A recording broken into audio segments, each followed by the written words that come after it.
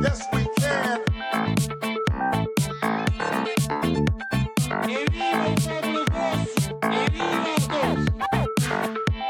I have a dream. Je crois aux forces de l'esprit. Bonsoir et bienvenue pendant le 20h, le regard de la culture sur l'actualité. La com vraiment renversée par le politique, c'est notre sujet du soir avec la journaliste Caroline Hayes-Taurier, le réalisateur et consultant en communication Jean-Louis Orlandette, suivi du décryptage, la com politique par la culture avec nos esprits critiques, Marie-Ange Philippe et Xavier Affre. Bonsoir Caroline Hayes-Taurier, journaliste pour le magazine Parole de Corse, et bonsoir Jean-Louis Orlandette, consultant en communication et réalisateur. Bonsoir. Jean-Louis, en préparant cette émission, vous avez insisté sur l'idée du renouveau politique en Corse. Pour vous, il y a une forme d'adéquation entre, d'une part, l'opinion publique corse et l'action des nationalistes. Alors, en termes de communication, l'adéquation... Je vous cite dans le texte, Jean-Louis. Je vous cite dans le texte. Il y a des moments d'égarement aussi, parfois. Mais il y a, je reprends en termes de communication, il y a adéquation lorsqu'il y a conformité entre ce qu'on propose, ce que propose la communication, le produit, et la cible, la clientèle. En politique, c'est un petit peu plus complexe, évidemment. Mais si on regarde aujourd'hui... avec la vague de conversion récente qu'il y a eu dans tous les éventails politiques, de la gauche à la droite, tout le monde se convertit plus ou moins à l'autonomisme. Et comme c'est quand même le produit proposé, le programme proposé à court terme par l'ensemble du mouvement nationaliste, sur les 3 ans et sur les 5 ans à venir, on peut se dire qu'effectivement, il y a adéquation en ces termes-là. Ça veut dire que la quasi-totalité des Corses et nationalistes dans le journal Libération en août, ce sont les mots de Gilles Simeone. Vous êtes d'accord avec cette formule? Oui. Sur cette idée, la quasi-totalité des Corses nationalistes. Je pense que les Corses sont nationalistes depuis de nombreux siècles. Simplement, l'expression n'y était pas. Bon. Alors, je crois savoir que le président du Conseil exécutif a lui-même tempéré ses propos sur le plateau de Contraste, d'ailleurs. Il y a quelques semaines. Il y a quelques semaines, il parlait de valeurs partagées. Bon, alors, pas tout à fait quand même. Moi, je tempérerai un petit peu tout ça. Cet enthousiasme débordant, puisque par les chiffres déjà, puisqu'en 2015, la liste nationaliste gagne avec 35% des voix, donc ce qui est bien, mais c'est pas non plus un raz-de-marée. On se souvient tous du flottement au moment de l'élection présidentielle, entre Marine Le Pen qui arrive en tête au premier tour, l'abstention à 36%. On a un taux d'abstention pour les législatives en 2017 qui oscille entre 45 et 60% au deuxième tour. Alors on va vous dire, oui, mais ils ont fait plus de voix. Bon, d'accord, mais il y a quand même une grande abstention, donc c'est qu'ils n'ont pas convaincu encore tout le monde. Ça, c'est pour les chiffres. Ensuite, moi, ce qui me dérange, c'est le côté jugement moral et de valeur. Quand on dit, au minimum, on est au minimum, on est régionaliste et au-delà, on est indépendantiste, en passant par l'autonomie, l'autodétermination, enfin bon, bref. Moi, régionaliste, je ne sais pas ce que ça veut dire, je ne sais pas ce qu'on met dedans. Ce serait être contre les intérêts supérieurs de la Corse ou au mieux un vieux ou un jeune réac que de ne pas adhérer à ces thèses-là. Voilà, moi c'est ça qui me dérange, c'est le jugement de valeur. Alors ce jugement de valeur, moi j'ai rien à dire sur l'adhésion. Lorsque je disais que les Corses pour moi sont nationalistes depuis des siècles et que l'expression n'y était pas, c'est expression politique, évidemment. Après, je pense qu'on peut être nationaliste, c'est-à-dire avoir un profond sentiment national, et puis ne pas être du tout d'accord politiquement avec les mouvements nationalistes. C'est autre chose. C'est le plan culturel et le plan politique.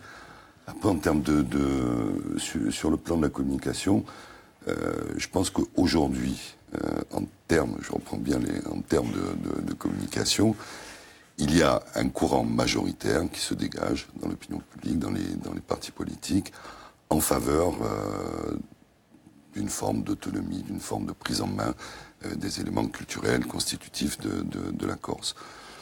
Est-ce que ça signifie que la traduction politique sera systématique? Non.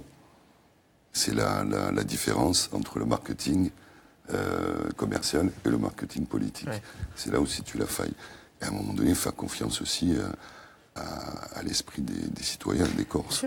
Alors, si on est d'accord, on va prendre pour point d'ancrage ce que dit Jean-Louis. On va faire un scénario. On va baser notre scénario du soir, notre séquence débat, sur ce que dit Jean-Louis. Cette idée que la quasi-totalité des Corses sont pour l'autonomie depuis très longtemps. C'est un petit peu ce que vous avez dit, Jean-Louis. Hein. On ne va pas trahir totalement, mais c'est un petit peu ce que vous avez dit. Oui, je pense. Moi, je me souviens avoir eu une discussion avec des élus corses foncièrement antinationalistes, viscéralement antinationalistes, et quand on discutait avec eux, ils étaient mais profondément corses, enracinés. Quand ils parlaient de la France, oui, ils en parlaient comme d'un pays étranger, tout en étant profondément anti-nationalistes, anti-autonomistes. À l'époque, c'était déjà le loup blanc.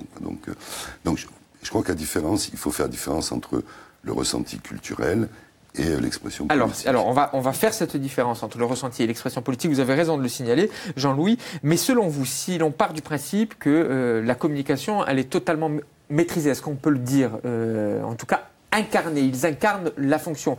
Jean-Guy Talamone à l'Assemblée de Corse, à la présidence de l'Assemblée de Corse, et Gilles Simeone à l'exécutif. Est-ce qu'on peut dire qu'ils incarnent totalement la fonction et que la communication prime, en tout cas, marche de concert avec l'action publique?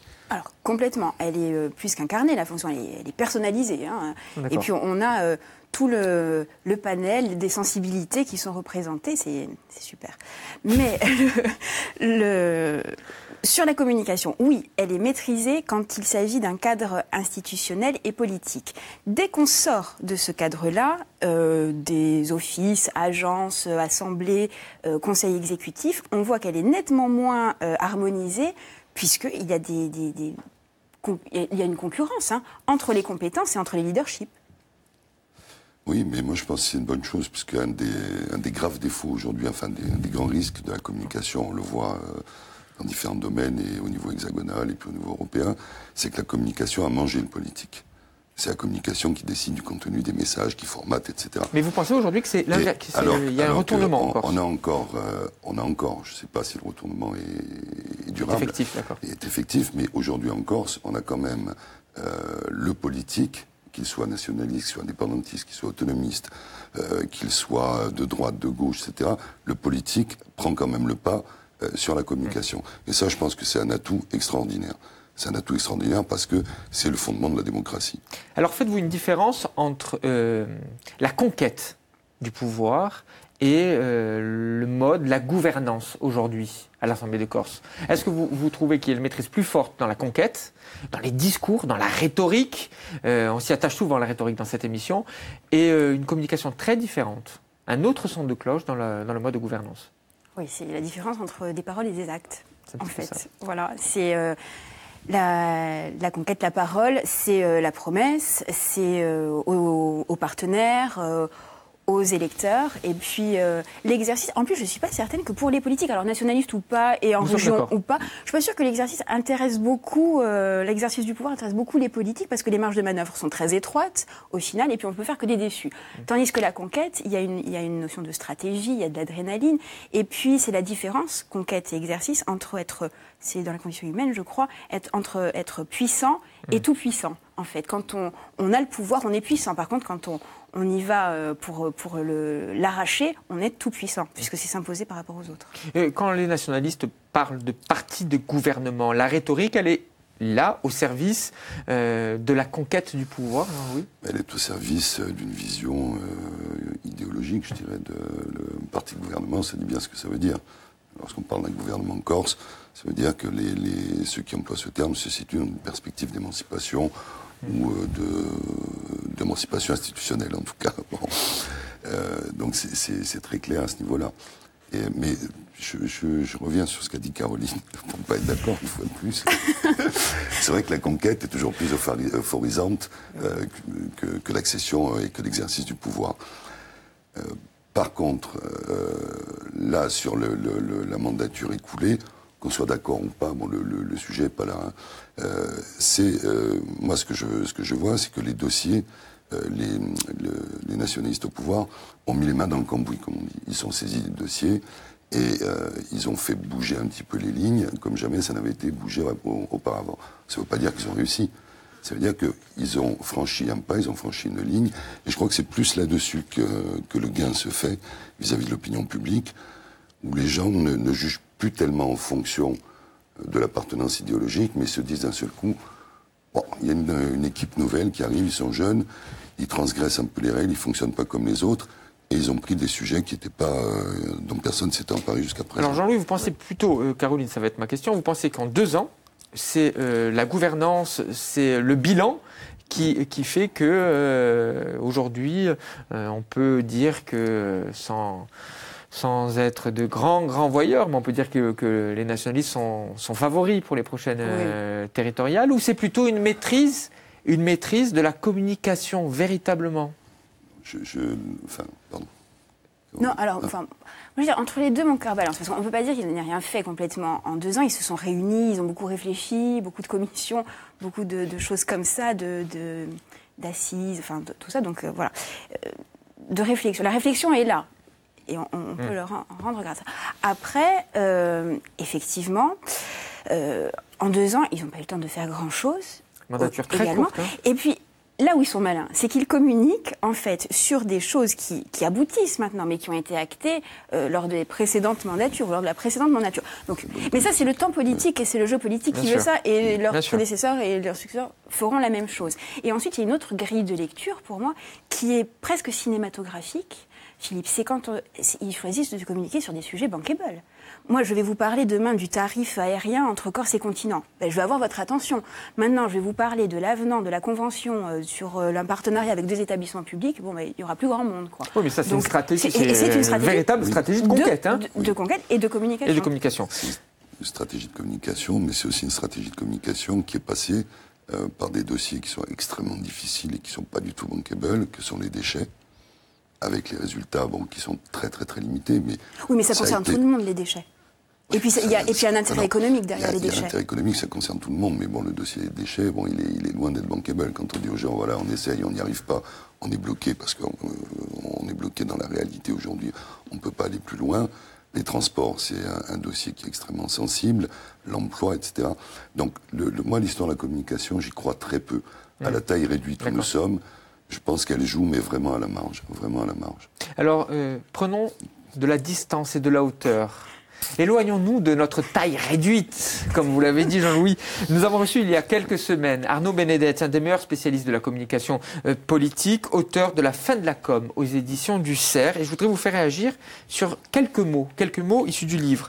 Avec la fin du conflit Est-Ouest, la mondialisation et l'illusion éphémère de la fin de l'histoire, nous avons assisté à une accélération de cette montée en puissance des appareils communicants. C'est pour vous, Jean-Louis, qui ont réduit le politique au simple rôle d'un porte-parole, alors que son essence est d'agir et de décider. Un homme politique est-il aujourd'hui qu'un simple porte-parole?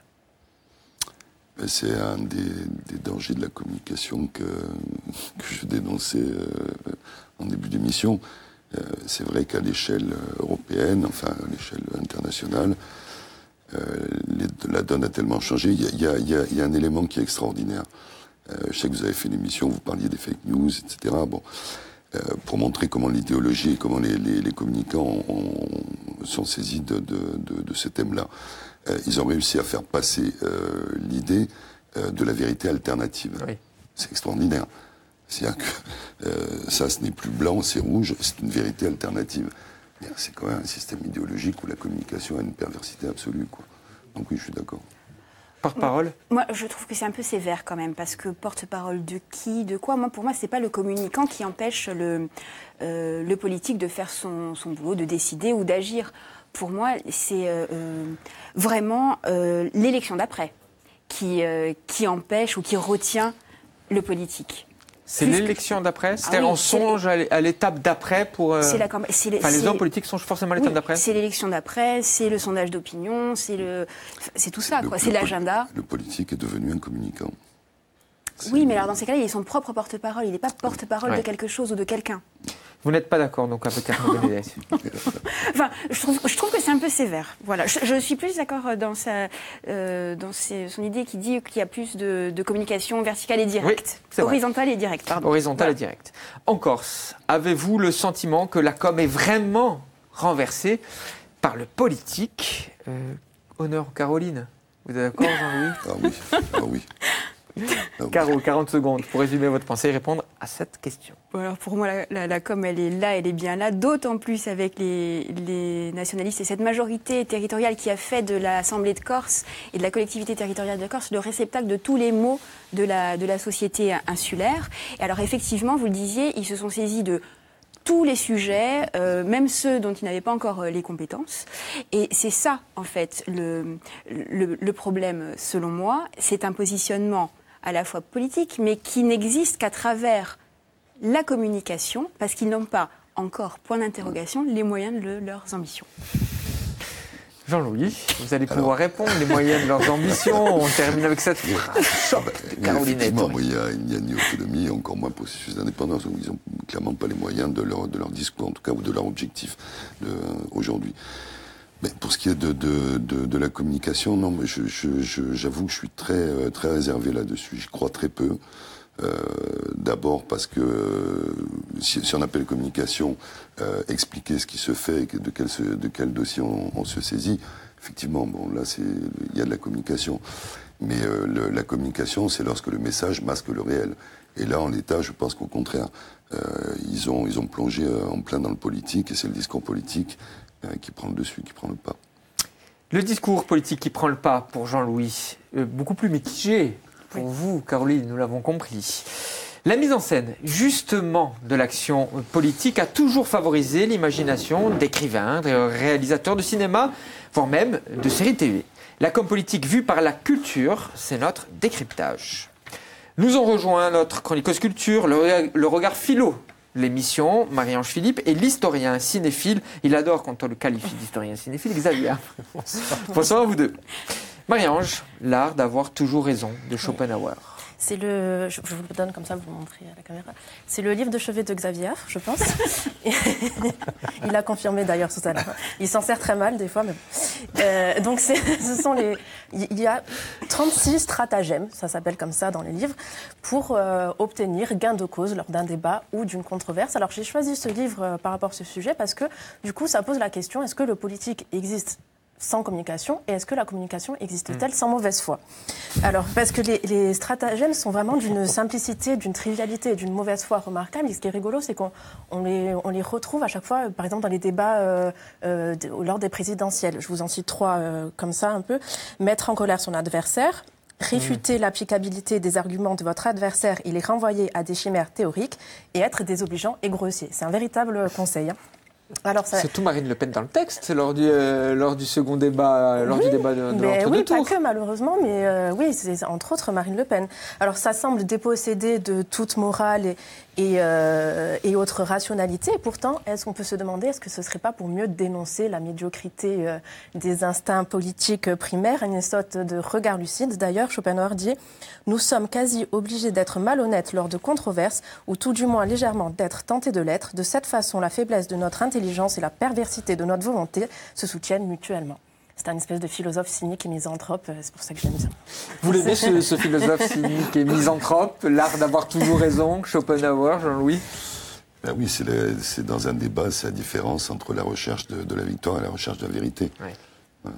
C'est un peu donc là, il est dans la recherche de la victoire. Caro. J'adore aussi. Et en fait, moi, je relierais ça même à la communication de crise. Oui. En fait, c'est de la communication de crise. Voilà. Exact. C'est votre livre de chevet, Xavier? Oui, j'aime bien l'art d'avoir toujours raison. En plus, quand je vois le prix modique, c'est souvent précipité pour l'acheter parce que du coup, ça vaut le coup quand même. Du coup. Arthur Schopenhauer, l'art d'avoir toujours raison, suivi, c'est important, suivi de lecture et les livres et penseurs personnels. 2 €.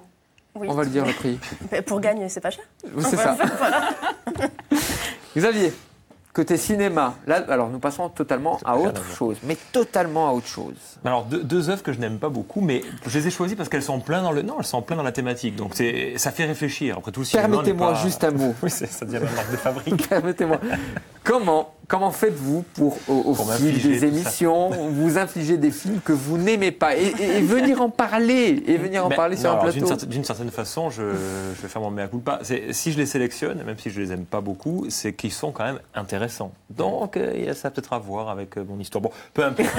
Mais du coup, dans le premier film, c'est La Conquête de Xavier Duringer. Alors, je l'aime pas beaucoup parce que pour moi, ça fait penser un peu, ça se termine un peu en bébête show, alors qui imite le mieux l'un et l'autre, avec des prestations. Bon, moi, Denis Podalides, je l'adore. Donc là, je suis un peu gêné, voilà, qui joue le rôle de Sarkozy, puisqu'on suit, vous avez manqué, ça fait longtemps qu'on n'en parlait plus, et qui joue le rôle de Nicolas Sarkozy. Alors, à un moment donné, un moment très important pour lui, puisque c'est la période où il se remémore un peu les 5 ans avant la présidentielle de 2007, qu'il a remportée, quand il était ministre de l'Intérieur. Et puis surtout, ça insiste beaucoup sur la période de la campagne, là où il doit remplacer Jacques Chirac. Alors il doit affronter sa femme, il a un problème de couple. Il doit affronter aussi Jacques Chirac, qui est joué par un Bernard Lecoq, qui est d'habitude très bon, mais alors là, je sais pas, c'est presque du genre Roucas.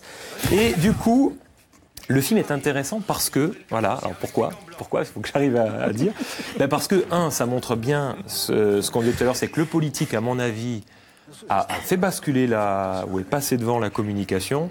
Et le film montre au moins ça de bien. Et en même temps, on peut voir ça aussi sur le piège dans lequel est tombé Duringer. C'est-à-dire que lui-même transforme son film, qui au départ est censé être critique quand même à la base, en espèce de tract pour l'UMP de l'époque.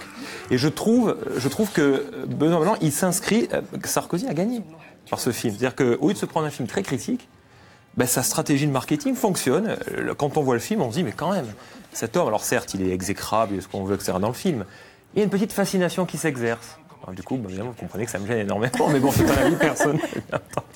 Il est intéressant d'un point de vue aussi des relations humaines. Oui. Voir comment Sarkozy avait des relations avec ses collaborateurs, très proches collaborateurs. D'où la communication. Et avec aussi le clan Chirac. Ça, c'est très intéressant. Même si on savait tout ça à ce moment-là. Et le côté galvanisant de La Conquête. C'est le titre qui est intéressant, La Conquête. Marie-Ange. Oui. Vous avez quelques mots sur ce film? Oui, mais je l'ai vu quand il est sorti, donc ça fait un peu un moment. Ah, vous l'avez vu? Oui, je l'ai vu. Je lis aussi, des fois. Non, mais après, il faut le replacer. C'est une comédie. Je pense qu'il faut replacer dans ce genre-là. Par contre, ce qui est intéressant, c'est que j'ai l'impression, du coup, que la communication et le politique, du coup, sont pas du tout séparés. Enfin, le politique intègre pleinement la communication, et j'ai l'impression que c'est ça aussi chez Jean-Guy Talamone et Gilles Siméone.